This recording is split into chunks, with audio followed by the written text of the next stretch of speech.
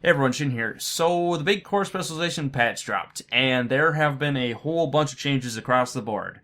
Naturally, as a result, the HAMtastic build has had to adapt to some of these changes. I've done a whole bunch of testing. I've actually found a brand new version of the HAMtastic build that I will be putting out another video on, but it has a fair bit of different gameplay as far as you go about fighting people. So, since it's so different, I figured I would give an update to the 4.0 version, which is still perfectly viable and is, in fact, much stronger from the patch, for those of you who prefer its gameplay as opposed to the 5.0 version, which, if you're interested, you can check out that video when I have it out.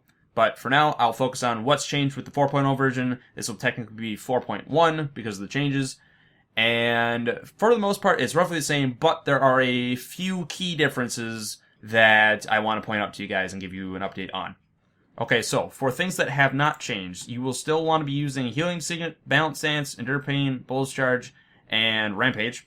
The Healing Signet change, if you feel you need the resistance, you can feel free to pop it. However, this does have a 20-second cooldown that will leave you without any sort of passive healing regeneration, so keep that in mind when you use it.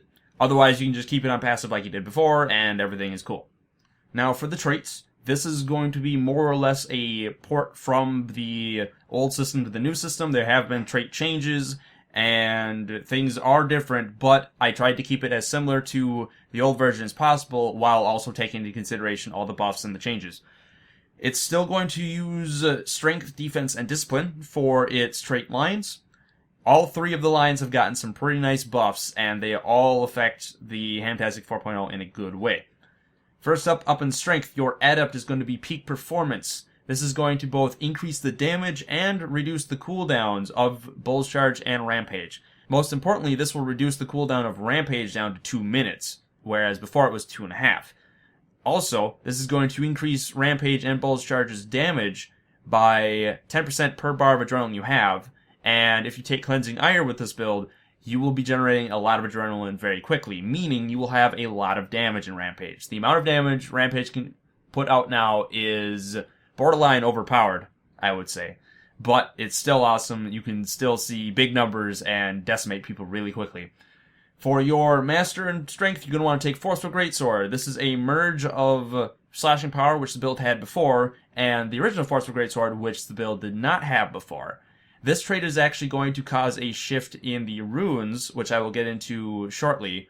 But needless to say, it is very nice to have. You'll be stacking might, you'll be getting even more damage, and you'll be having reduced Greatsword cooldowns, which the build did not have before. It is very nice. And finally, the build still takes Berserker's Power. Berserker's Power has been redesigned a little bit. Instead of you having the damage bonus while you have your adrenaline, you get a damage buff according to how much you spend when you hit someone with your burst skill. And considering how often you can hit someone with your burst skill from before, that's unchanged, so you will have this buff up most of the time. And the damage increase from this trait has been buffed even between its old version and its new version, so you'll be getting even more damage out of this trait than you were before. In addition, I should mention that Stick and Move has also been buffed from 3% to 10%, so while you do not have full endurance, which this build rarely does have full endurance, you'll be doing 10% more damage on top of all the other stuff. Going down to defense, you're going to want to be taking Dark March. Same thing as what was before. It enables the snare immunity in World v World, and it's nice to have in PvP. Gives you the regen. It's unchanged from before. Nice to have. Same as it was. For Masters, the things are going to change a little bit here. You can take Armored Attack if you want the extra damage, or you can take Defy Pain if you feel like having a bit more defensive option. This was not an option for the build before, but now you have it. So if you feel like being a bit more defensive or a bit more safe with your HAMtastic 4.0, feel free to take this. And then finally in the Grandmaster, you have another choice. You can either take the good old Cleansing Ire. This will help you build adrenaline very quickly for your peak performance buff and getting your burst skills off more quickly and things like that, as well as managing conditions. Or you can take Last Stand if you feel you don't need any of that. This will give you the Vigorous Focus that will otherwise be lost by not taking it.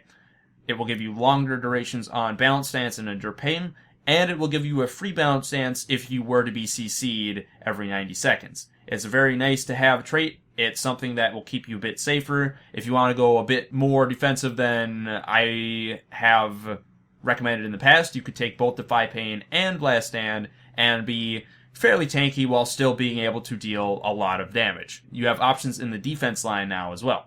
Going down into Discipline, we have Warrior Sprint. This is actually a merge of the old Warrior Sprint, which was just a movement boost, and Mobile Strikes, which was used in the PvP version of the build. This will give you the ability to break immobilizes when you use a movement skill.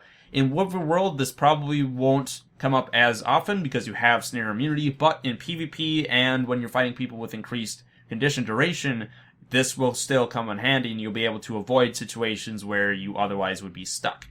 Very nice to have. It's just a quality of life update. Going to the Masters, you can choose Brawler's Recovery. This is the one I would recommend. This helps greatly with condition management. The build did fairly well with conditions before, but this is just the cherry on top. This will give you a condition removed every time you swap weapons. After testing, this is actually a lot more powerful than I gave it credit for when it was a Grandmaster.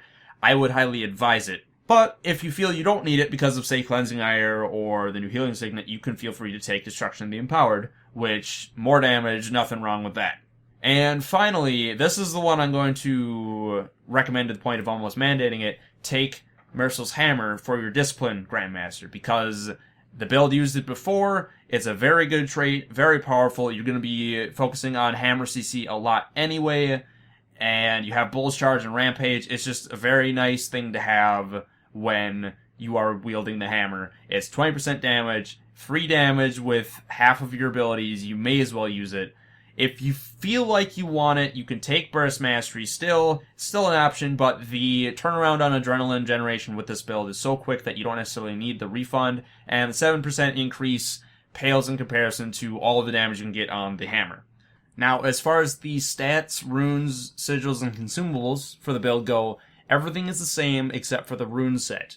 You're going to want to be using Holbrack in both PvP and World of World as opposed to Rage and Melandry respectively. This is because of the Forceful Greatsword change causing you to get Might now when you crit with your Greatsword, and as a result you're going to want to keep the condition reduction that you got from Melandry, but you're also going to want to be able to take advantage of that new Might interaction and take Holbrack's power buff and Might duration increase. It's very helpful for the damage output of the build. It's almost a no-brainer. I would highly advise it. You could alternatively also use Strength, but losing out on that condition duration reduction can hurt the build, especially when you are relatively glassy otherwise. So, highly advise taking Holbrack in both modes over everything else. Alright guys, that's been it for the HAMtastic 4.1. The update to the HAMtastic 4.0 that we had before the patch. Hopefully those of you who really enjoy the Bull's Charge Rampage gameplay will continue to enjoy it.